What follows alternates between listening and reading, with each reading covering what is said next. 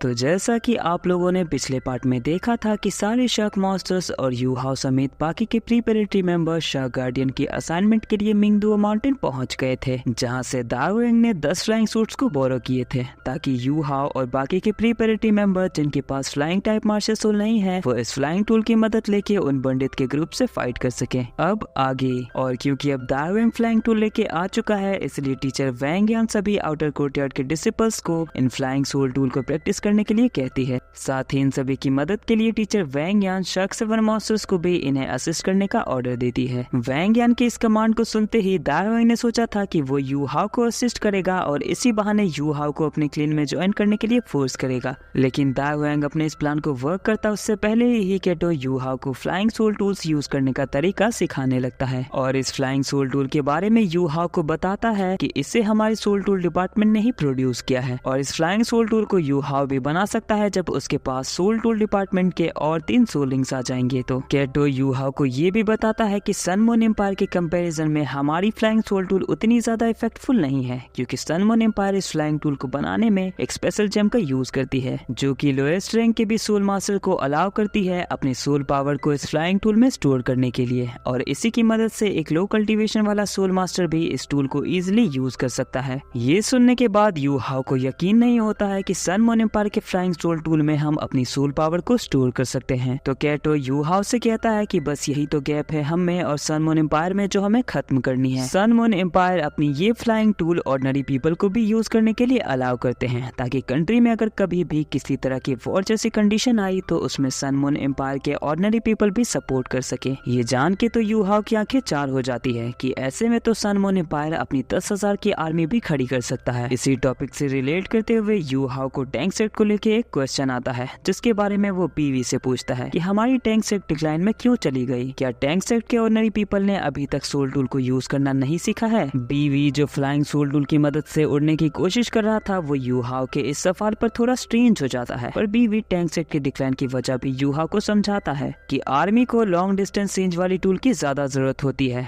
पर हमारी soul tool की रेंज थोड़ी शॉर्ट है, साथ ही उसके प्रोडक्शन की एक्सपेंसेस भी बहुत ज्यादा है क्योंकि हम उसमें काफी अच्छे क्वालिटी के मटेरियल्स यूज करते हैं। लेकिन धीरे धीरे सभी ने सोल टूल के ऊपर स्विच कर लिया जिसकी वजह से टैंक सेट के हिडन वेपन में डिक्लाइन आ गई। हालांकि पहले के समय में टैंक सेट अपनी वेपन्स को काफी बड़े स्केल पे बड़े बड़े सेट को बेचा करती थी। इतनी बातें सुनने के बाद यू हाउ के मन में किसी तरह की एक इंस्पिरेशन आई है जिसका पता हमें आगे चलने वाला है। अभी केटो यू हाउ के आर्म पे फ्लाइंग सोल टूल अच्छी तरह से फिट कर देता है, तभी फ्लाइंग सोल टूल से 2 व्हाइट कलर की लाइट निकलती है। धीरे धीरे यू हाउ जमीन से ऊपर जाने लगता है। यू हाउ अभी जमीन से सिर्फ 1 फीट ही ऊपर गया था कि उसकी सांसें ऊपर नीचे होने लगी और उसकी धड़कन भी तेज हो गई क्योंकि ये यू हाउ का फर्स्ट टाइम था कि वो अकेला उड़ने वाला है। वहीं दूसरी तरफ माशा टाओ भी शी हाउ की मदद कर रही है फ्लाइंग सोल टूल को यूज करने में, और यू हाउ एक सोल इंजीनियर है इसलिए उसे इस फ्लाइंग सोल टूल को यूज करने में ज्यादा परेशानी नहीं आ रही है। बस यू हाउ को जरूरत है कि वो इस सोल टूल के बारे में अच्छे से जान जाए, फिर तो यू हाउ इस टूल को इजीली यूज कर लेगा। पर यू हाउ अपने फ्लाइंग सोल टूल पे ज्यादा फोकस नहीं कर पा रहा है क्योंकि यू हाउ के स्पिरिट स्काई में बिंगवी और ब्रदर टियांग आपस में कुछ बातें कर रहे हैं जिसकी वजह से यू हाउ का फोकस टूल से हट के बार बार उनकी तरफ जाने लगता है। इस फ्लाइंग सोल टूल को देख के ये दोनों काफी शॉक थे, इसलिए बिंगवी शॉकनेस के साथ ब्रदर टियान से कहती है कि ये टूल देखने में ऐसा लगता है कि जैसे किसी के 2 पंख निकल गए हो। तो इसके जवाब में ब्रदर टियान कहता है कि इसी वजह से तो ये ह्यूमंस कंटिनेंट पे रूल कर रहे हैं ना कि हम जैसे सोल बीस्ट्स। ब्रदर टियान बिंगवी से कहता है कि जब मैं स्टार दो फॉरेस्ट में था तब मैंने इससे भी खतरनाक सोल टूल देखे थे जिससे 1000 ईयर सोल बीस्ट भी डरते थे। तो बिंगवी थोड़े सैड तरीके से कहती है कि इन ह्यूमंस की लाइफ हम सोल बीस्ट से कितनी ज्यादा कलरफुल है। जहाँ तक मुझे याद है मैं लगभग 4000 साल से जिंदा हूँ लेकिन मेरी मेमोरीज में अब भी सिर्फ बर्फ ही बर्फ है। तो ब्रदर टियान बिंगवी को समझाता है कि उसने जो यू हाउ की मार्शल सोल बनने का डिसीजन लिया था वो बिल्कुल सही था